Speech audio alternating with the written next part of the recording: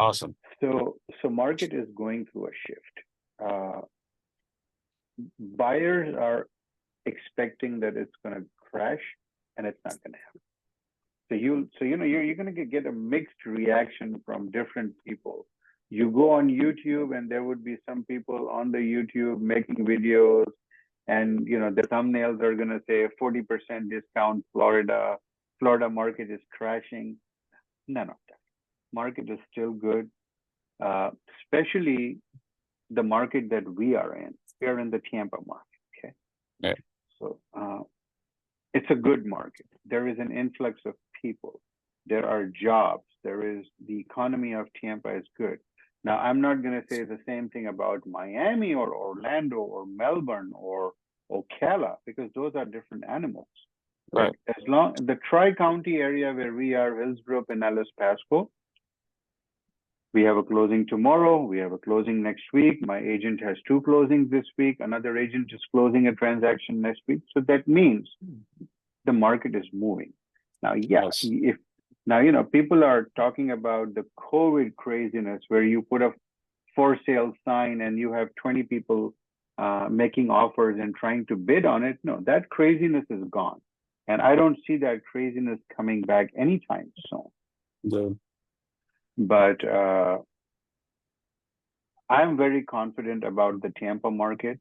Of course, it's going to shift a little bit. The prices were, you know, way beyond crazy, and the interest rates were not helping. Affordability was becoming an issue. At the same time, the rental markets are very strong here. So still, at the end of the day, when you are as a buyer, if you sit down and you start comparing whether you should buy, whether you should or rent, you might think that, okay, I might as well end up buying it because I'm paying the similar amount of money as my rent anyway. Actually, right before I got on the phone call with you, I had a client, our agent, Kelly. She's showing a property to a client for $230,000, a townhome. Now, she rents a two-bedroom apartment uh, uh, in near, the Wesley Chapel area.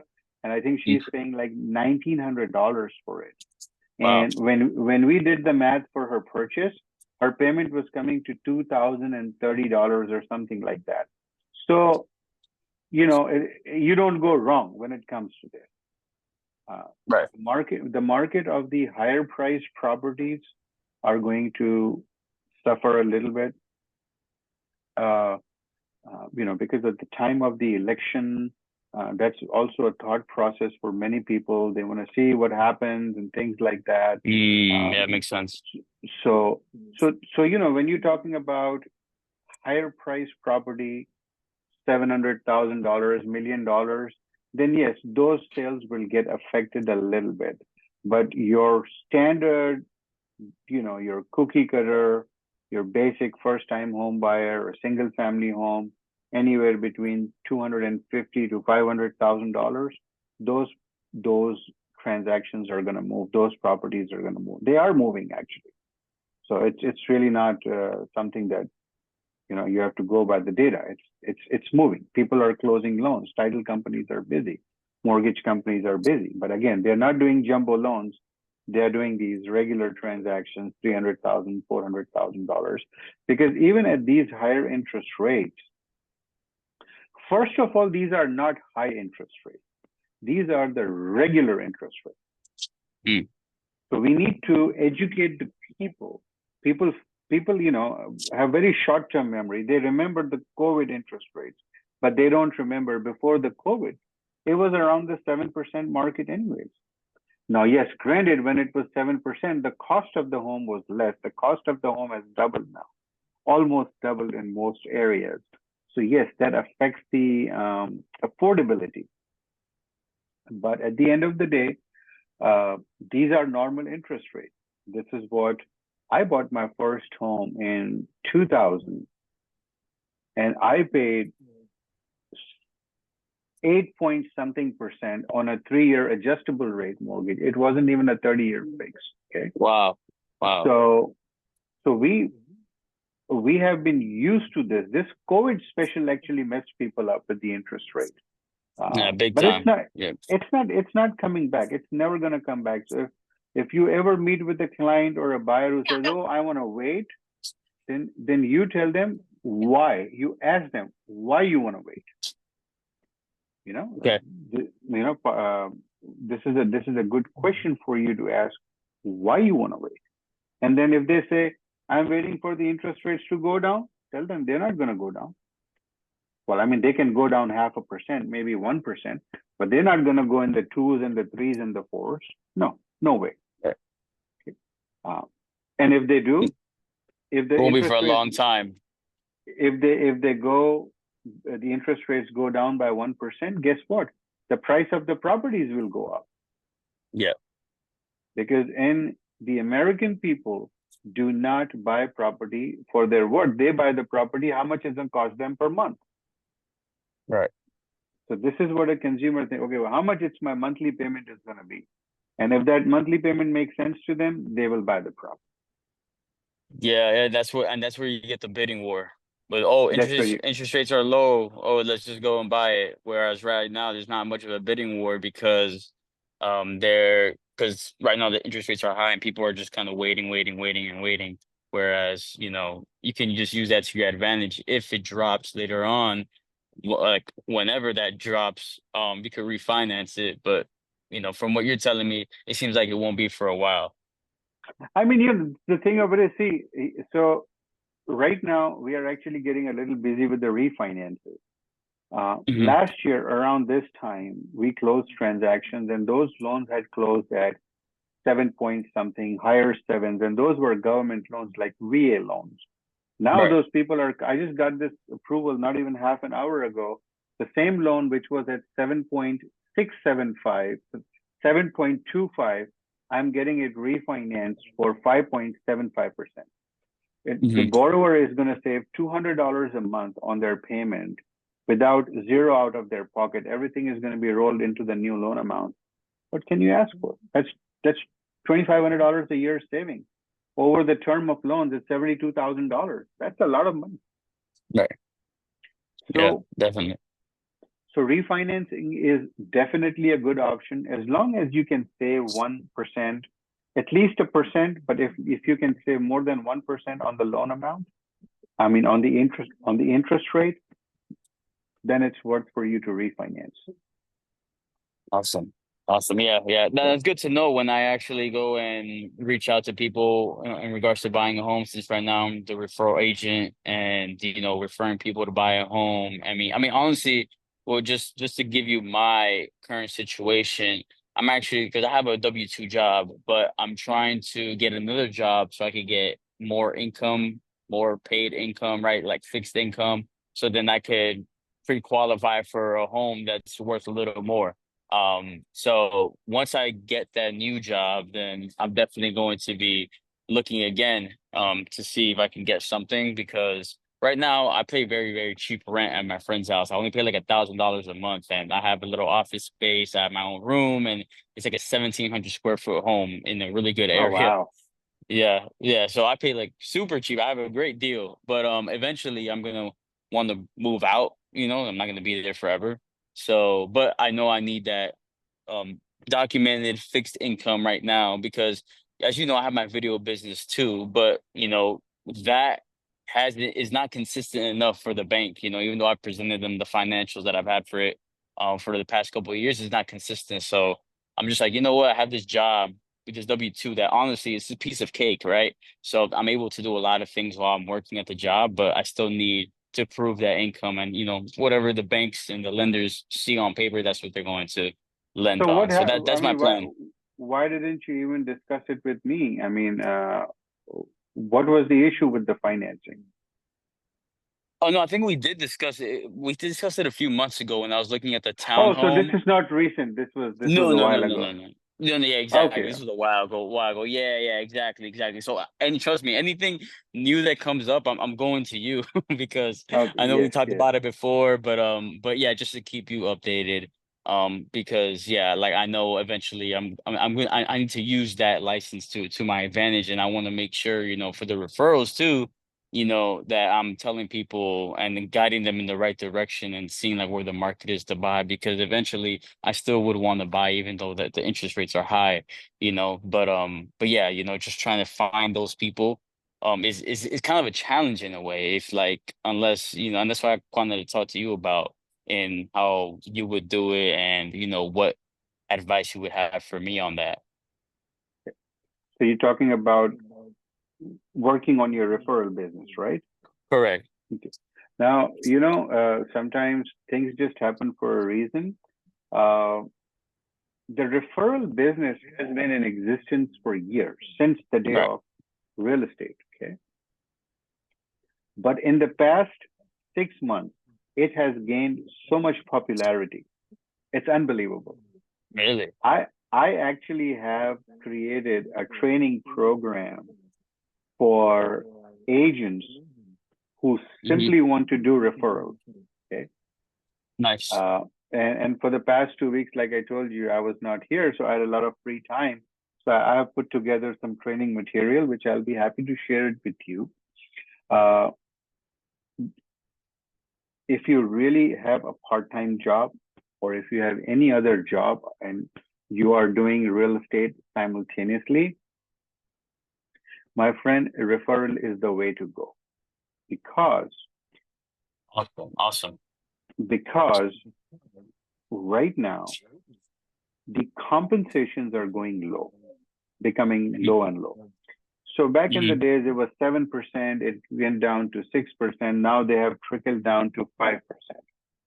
Uh, if you were in the meeting and you've been keeping up with the rest of the information with the NAR post settlement, now they have come up with this scenario that a buyer's agent will be compensated by the buyer and the seller will only pay the seller's compensation. If that's not the case, then you have to demand your compensation. So it's getting a little bit more tricky. Okay. It's getting, so there is more work involved. Agents are getting frustrated with this whole arrangement. Okay. So a lot of people are right now saying, you know what, let me just refer my client to somebody that I work with, that I'm confident that that agent is going to service my client well, and I'll be happy with my 25%, 30%. 25 is the magic number. You can negotiate up to 30, but you can negotiate 50-50 depending upon your relationship with that agent.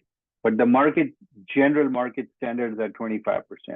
If you're going to tell me that this is my client, or if you're going to tell any other agent that this is my client, pay me 50%, they might say, why should I pay you 50%? I'm going to be doing all the work. So, but if you tell them, let's be fair, 25% to 30%, depending upon the range, uh, that agent would love to take your client from you and service that client and take it to the closing table. So back to the popularity of the referral-based business, it's good. It's a perfect situation for somebody like yourself. Uh, there is no overhead. There is no showing. You don't have to be a member of the MLS. You don't have to pay the dues. You you don't have to do what a traditional real estate agent does. You don't have to be a part of that transaction. You don't have to deal with the mumbo jumbo. You don't even have to deal with the stress that comes with the transaction, because you don't have enough time. So if you just do, with that training material, I have some numbers and tables. So when I was doing the math, even I'm thinking that maybe I should switch to the referral status now, because you know what, if I am leaving the office and if I am taking a client out in my car, forget about my mileage and the expense and all that. The most valuable thing I'm losing is my time, because once I'm in my car out with the client, I'm away from the office. I can run multiple things while I'm sitting on this desk. I can work on loans. I can teach real estate. I can do Zoom meetings. I can take phone calls. and I can email. I am a very good multitasker. So it makes so much sense that, okay, now I'll make it a company policy. If something comes along our way, I mean, we do that, we refer that to our agents anyways. But in certain situations, there are clients who have worked with me in the past and they said, no, we only want you to represent us. Now, in that case, I do work with them. But other than that, uh, I'm full blown. I'm moving into the referral. I'm going to recommend this to other agents in the company as well, because a lot of agents get frustrated because of being new, because lack of knowledge and too much work, 20 showings, 25 showings, and the buyer does not even like the property. And that creates so much frustration for a new agent. They said, hell with it. I'm done with real estate. So people get into real estate business and then they walk out of the real estate business, but just because of that frustration. So, I'm so sure you get see it all. I'm sure you're seeing it all the time, right? exactly. So, Yeah. so this trend of becoming a referral agent is becoming very popular. In simple words, you won't be working like a traditional real estate agent. You will be capitalizing on your networking capability. You will be capitalizing on your lead generation techniques, on your lead generation capability.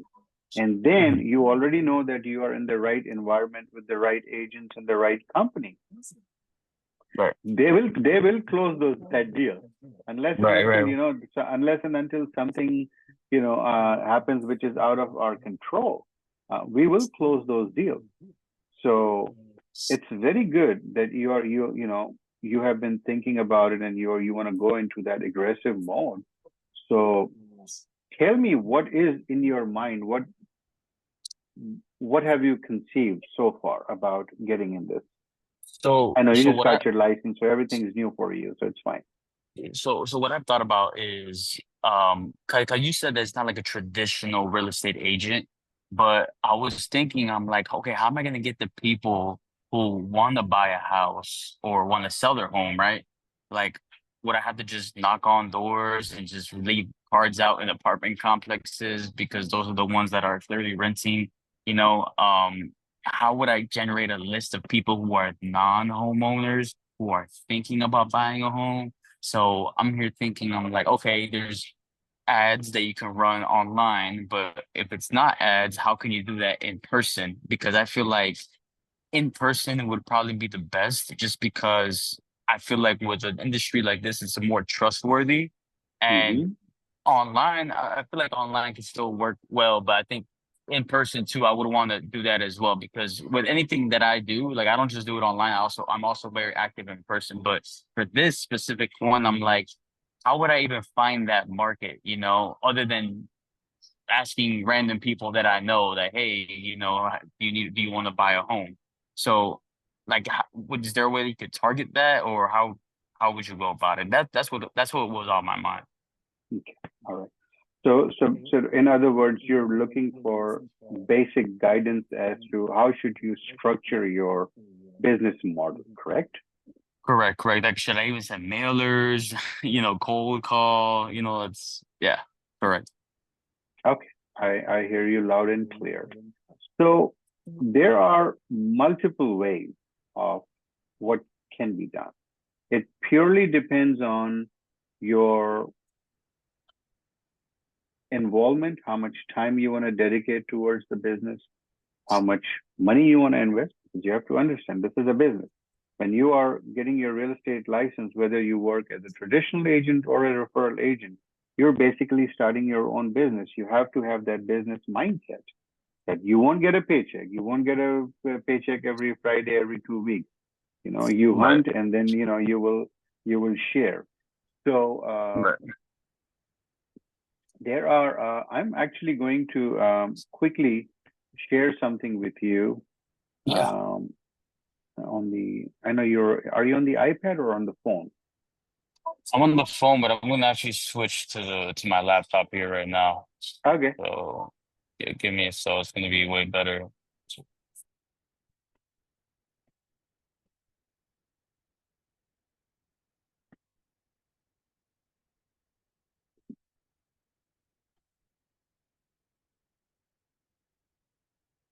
All right, I'm here.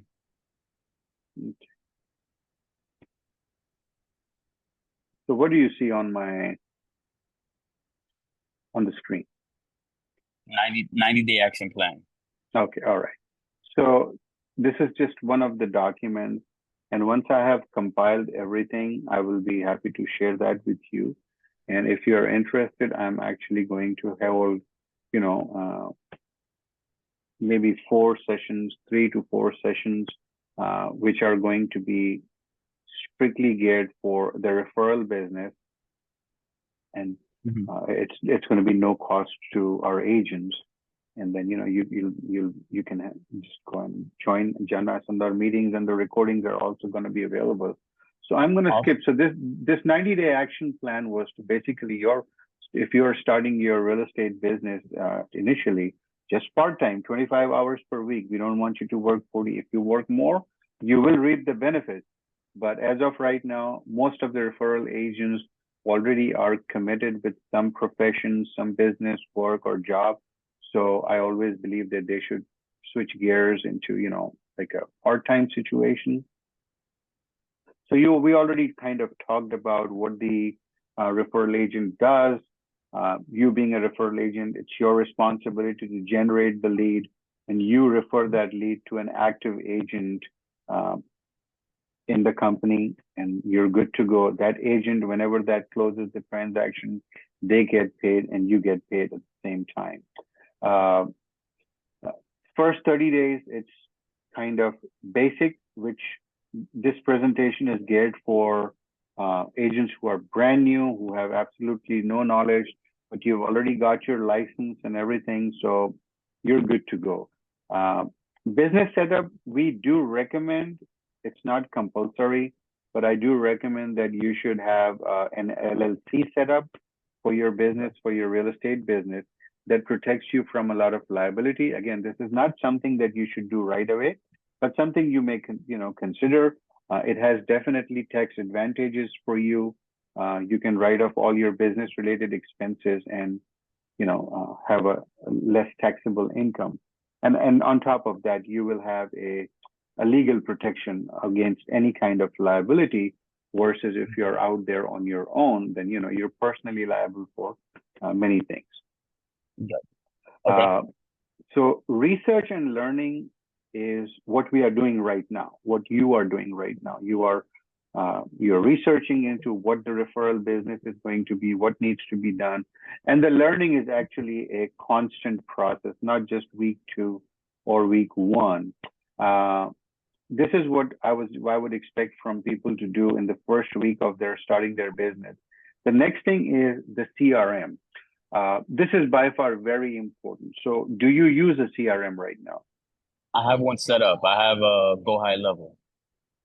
Okay, I've not heard about that, but because we use something called Constant Contact, and so that's good. But high level, you said, and let me write that down. I'll look into it. Yeah, you should. It's a CRM. It's also like it has built-in automations. You can do websites, funnels. You can contact your, people through there. So I just set it up not too long ago. So I'm pretty new to it. So I'm still kind of doing the trainings, but I want to set that up to where I have like the multiple businesses and just have it all in one location. So I think it'd be good. Good. You said high level? Yeah, Go High Level. GO High Level. Okay. Go High Level. GHL. Okay. All right. So you have a CRM setup. Now, the other thing is, do you have your real estate website? No. Okay. That's something that you should seriously work on. Okay. The reason, no matter, what you say, no matter what people say about being, how should I say it? The personal touch, the live, interaction, that's very important. But in this day and age, if you're not online, if you don't have an online presence about your business, then you will have a different type of success. I'm not saying that you won't be successful. We have agents in the company who have not tech savvy at all. They they purely interact with people on one-on-one basis. So we have one of the agents, her mission is that she plays golf at least once a week. She goes out to lunch with at least two different new clients every week. That's her marketing strategy. She believes in that, okay, I don't want to spend money on online ads because everybody else is doing it. I want to develop my niche market by interacting with my people, with the people on a one-on-one basis, knowing them, trying to identify their needs and their scenarios, and then assist them accordingly. And she has been doing very well in this business. But again, that's her business model. But regardless of that, she still has a LinkedIn page. She still has a Facebook page. You still need to have a website, basic website. You don't need to spend hundreds of dollars on a website, something basic. You are a tech savvy person. You can build something for yourself. Okay. If not, we have a company that we negotiated a rock bottom rate of $20 a month. So they have a fully functional website as well. So you can choose to pay them $20 a month and get your ready to go website, or if you just want to have your own, then you can build something, and just something basic. It doesn't have to have all the fancy bells and whistles. Just need to have a presence. That, okay, Alan is a real estate agent, and he's going to help me with my real estate scenario. Okay, so website is definitely something that you need to do. Your social media, I'm sure you are on social media, but does your social media talks about your real estate or your other stuff? My other stuff. So I'd have to do something separate, most likely. Okay. So you will have to create a different profile, a part of your profile that's dedicated just to real estate. Correct. Okay. Once you have done those things, then comes the part of defining your niche market. Okay. This is the foundation of what you're going to lay the foundation of your real estate business here. So do you want to work with first-time home buyers? Do you want to work with out-of-town people? Do you want to work with senior citizens? Do you want to work with somebody from a particular ethnic background? Do you want to work with high-priced properties only? Do you want to work with beachfront properties? Or you want to work with all of them? It's purely your decision. I'll give you a quick example. One of our agents, she is very nice, very aggressive, and she went ahead and she got a phone call, a referral from one of the clients, and those clients were like really elderly people, and they were trying to move, sell their home. She helped them. She closed the transaction, but she came to me and told me that, I'll be very upfront with you that I had a lot of problems looking at them because I felt so bad at age. My parents are that age, but there was a little bit of discomfort because she is a very kind-hearted person. So she couldn't see the suffering for those people. So, okay. Yeah, That makes sense. It's an uncomfortable transaction. Yeah, yes. Uncomfortable. So she said, Deepak, I'm going to stay away from senior citizens because when I talk to them, I feel like, my mom is going through the same problem. My dad is going through the same problem. And she ended up charging discounted commissions, cleaning their homes, and doing so many things that a realtor does not do, but just out of a good heart. And so she decided that she's going to stay away from it. Now, there is another agent who told me that, I'm going to stay away from investors, man, because it's very tough to sell to investors because they are not attached to it. They are talking about numbers and they want a deal. And I've showed properties like 40 showings to an investor and he doesn't like anything. So I'm going to stay away from the investors. So each agent is going to share their own unique experiences with you. And so either you go by their experiences or you experience yourself and then decide what works for you and what does not work for you.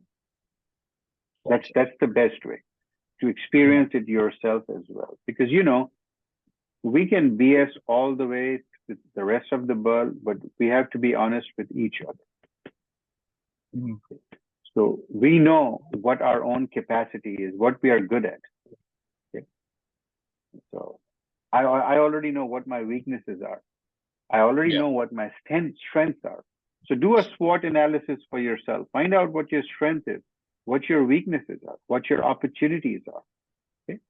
So that's going to help you a lot in making a well-calculated decision. Yeah, I definitely want to niche down, so I wouldn't want to be too broad when it comes to that. But what I'm first thinking, like off the top of my head, like first time home buyers, I think, just because I feel like if I'll be going through that process sooner rather than later, I might relate to that more rather than the investor side of things, rather than dealing with senior citizens. So I feel like that would be, probably the best way for me. Good. So in a way, you have already kind of narrowed down what you need to do. So then, moving forward, we will tailor your business plan to meet those requirements because you think you're comfortable with that. Okay. Yeah.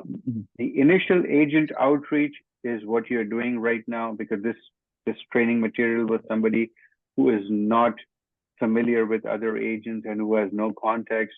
Fortunately, you have contacts with me and the company and all the other agents. The next step is going to be your pitch creation we will work on and focus on what you need to do on your ads and how you approach, what scripts you're going to use, what kind of language you're going to use so that, the other person who's talking to you is confident that, okay, Alan has enough knowledge. I think he's going to do a good job for me. Because see, buying a piece of real estate, and especially the first time home buyer, it's their biggest financial decision of their life. Okay. Yeah. How many times you go to a car dealer and walk out with frustration? Okay. How many times you have thought about buying and things just does not work out? Either it's the property, it's the financing, it's down payment issues. There are so many issues that are going to be a big hurdle for you. So the person who is going to work with, you have to understand, you have to create the Alan in you that you would love to work with as a client. What you would expect from your real estate agent. You need to have those qualities. You see what I'm coming from? 100%. 100%. So I definitely understand that because there's a lot of fear. I've had fear when it comes to certain transactions, and I'm like, I kind of just I get cold feet, just back out, and it's it's tough because you're right. It's a very big decision, especially if you're by yourself. I don't have anybody. It just be me. I'm not married. I don't have kids, so I'm just like, is this really? You have all the time in the world. When I was your age and your stage of life, like single, that's where I started. That's where I started my real estate company 25 years ago. And I used to be in the office 12, 1, 2 in the morning because I knew that there was nobody waiting for me. So that's eventually you need to do that. You need to have a family and kids and wife and all that. But right, if you can skip that for some time and if you can focus on the business, that's going to help you a lot.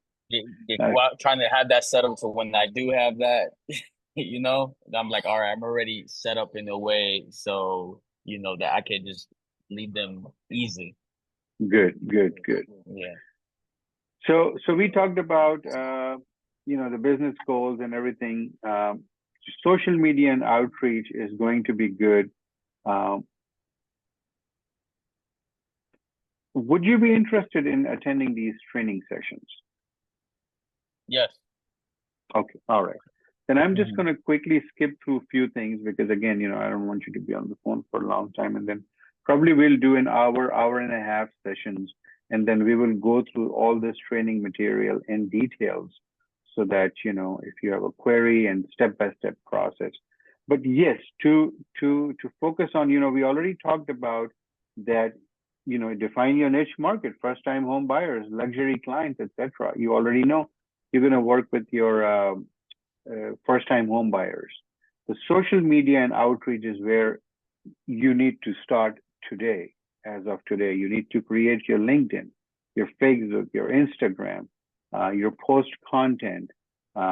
Just a 30-second introduction about what you do, and in terms of a small video or a small script or an email that you can write, just basically your pitch as to what you do and how you plan to service your clients. Um, Reach out to mortgage brokers. You don't need to. If you want to, you can do that. Expand your network. So yes, uh, one of the thing is with networking, you need to have your network of attorneys if you can work with, because attorneys and title companies are the ones who actually refer you a lot of business. So it will help you a lot. Uh, Attend networking sessions, networking events. There are many events available. If you want, you can choose to attend them once a week, once a month, once every 2 weeks, depending upon your schedule. The idea is the more people will know you, the more people you have an option of working business with. Okay. And I'm not talking about real estate events only. I'm talking about general events. Okay. Uh, there are so many ways you can do this. I mean, if you're a part of a church, you can do that. If you're a part of any nonprofit organization, you can do that. There's so many things that we can talk about. Now, we'll talk about your referral guides in the training, that what you should have in that guide, explaining the referral process. Now, this training material that I'm going through right now is a combination of things that you need to do with the real estate agents that you would be referring the business to, and Mhm. the clients that you're working with. So let's focus on the clients today, because we Yeah. already know the process in place, what needs to be done. Uh, we will go over your first referrals, how you want to generate, typically what is a recommended strategy for how many hours in a day you should give to each task. And then that will help you really do a good time management. And again, you don't have to go with what this document says. These are just recommendations. Um, but yes, another thing that you can do for a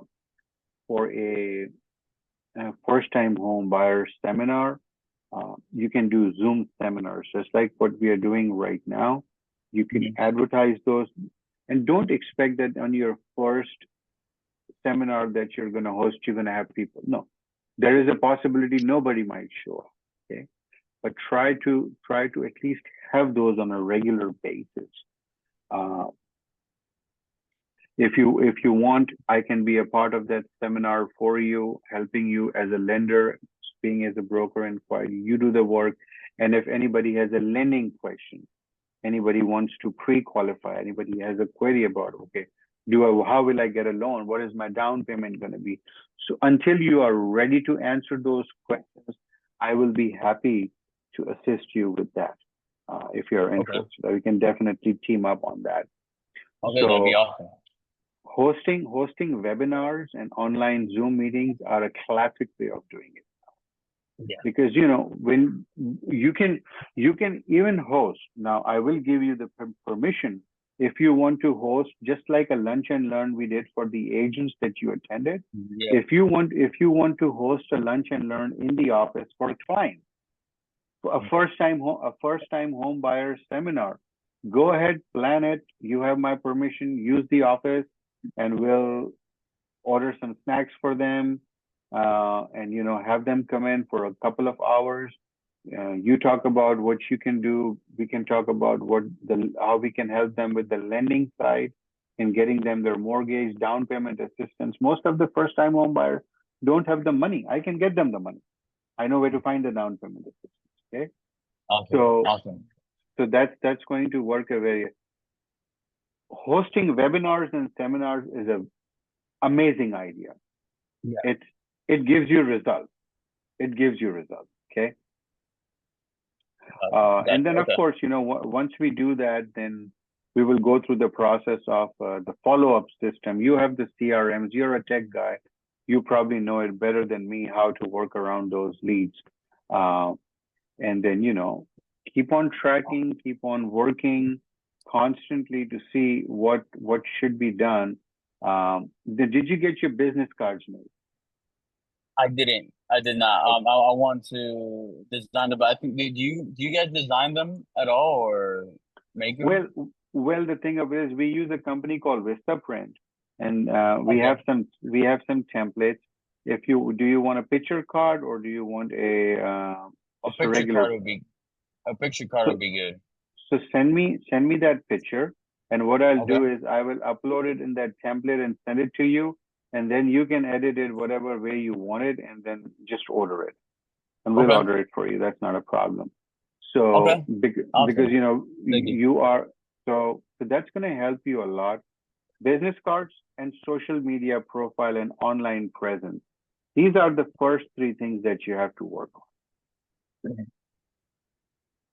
Definitely. Yeah. I'll get So that to you and starting I'll today, start getting that done starting today. today, starting today, at least do one thing. At least create a LinkedIn profile. At least create a your Facebook, but separate profile uh, for your uh, for your social media and the business So, social media. yeah, separate profiles. I'll probably have to do a separate profile for LinkedIn as well. But yeah, like as long just dedicated to that really. And plus I think just building the momentum, starting with that just already kind of excites you. So I think that'd be good.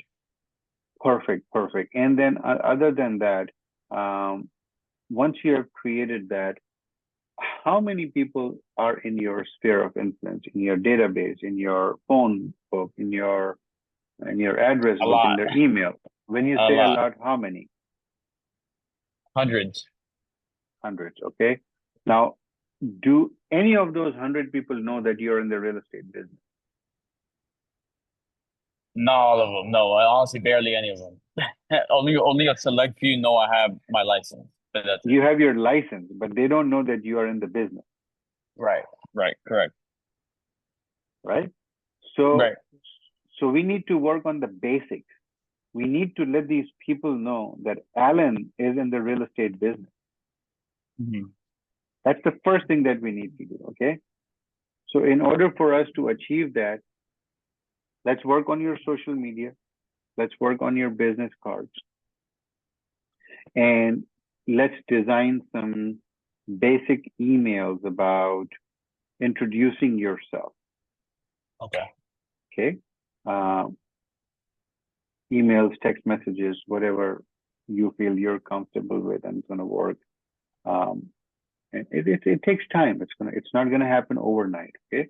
Today we are talking about end of October. We are discussing that we would be lucky if we can get few things done in the next 4 weeks. By the Right. by the by the time you get your first campaign out, it might take you a couple of weeks, because I don't want you to start sending out information about yourself and you don't have a presence. In this day and age, when we are looking for somebody, what do? We Google them. Right. 100%. If it's a business related issue, I LinkedIn them. If that person is not on LinkedIn, either he's a billionaire or a multimillionaire who doesn't care about being on social media, or it's a scam.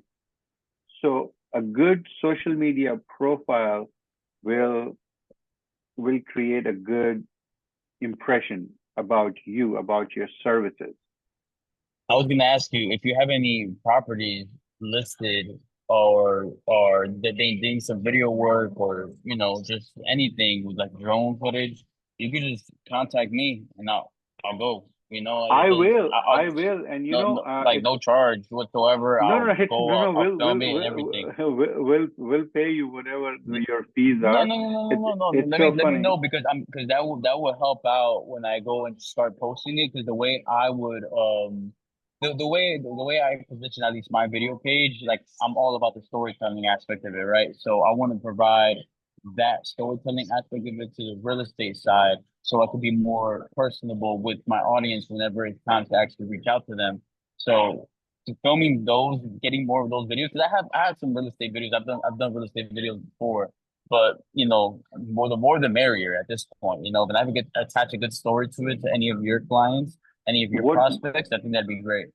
what you can do is, like I said, I'm not an active salesperson. Right. I'm not. But Yeah. what we can do is Yeah. the transactions that we have closed in the past, we can request them that you can take your video and shoot yourself. Hey, because here, when you're part of a company, when you're part of Melange, you can advertise that we have sold this property. When you say Mhm. we, it's collective, the whole company. And I let Right. my I let my agents advertise each other's properties. So so now there is a new listing that Lauren has in Newport, which she has an open house on Saturday. If you want, I can introduce you to her.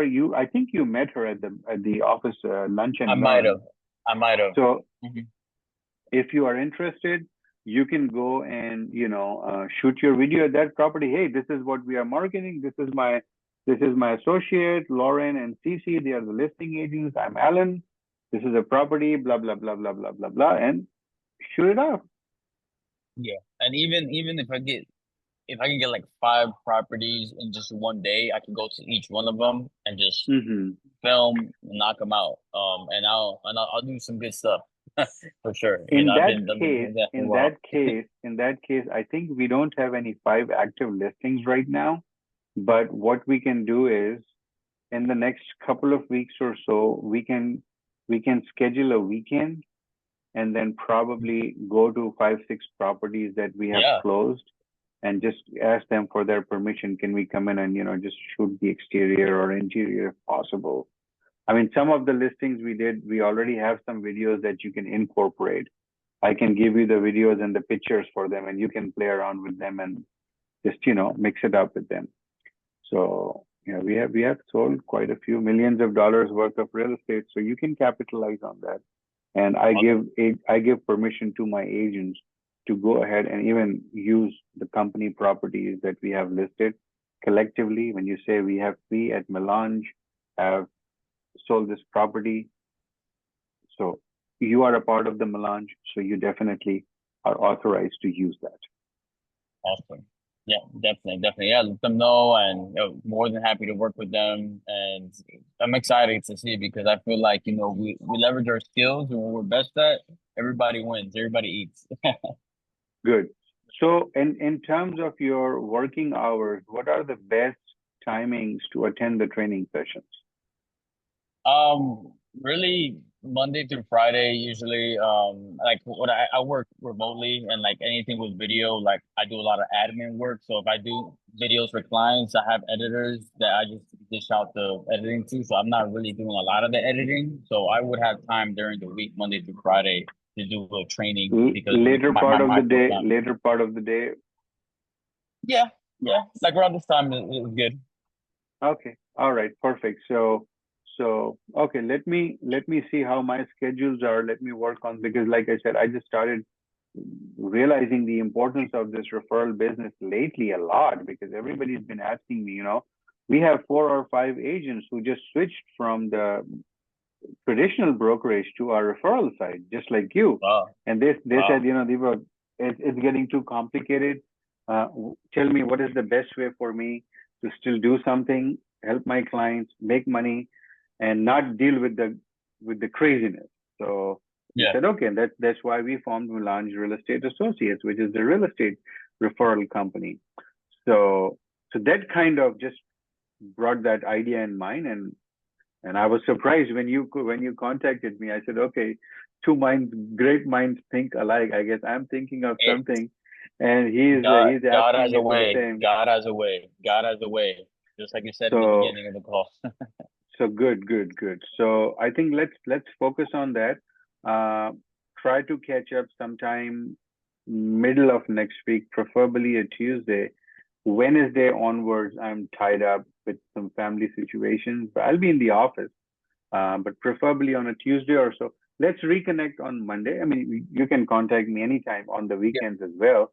But focus on your social media presence right now. Even if it's not a website, don't worry about it. But uh, just a social media presence for yourself.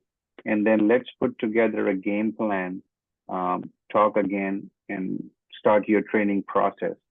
And then, Okay. work your way around that. Okay. Awesome. Yeah, I really appreciate this. Would you able to send me this call so I could just have it and just in I case will. I need to review I from will. you? Okay. Yeah, I will send Awesome. it to you. I will send it to you. All right, Thank my you. friend, you take it easy. If you have any Yes. questions, just feel free to contact me then. Awesome, Deepak. I really appreciate your help. I really, really All do. right. I'm excited for it. Thank you so much. Okay. Bye bye. Bye bye.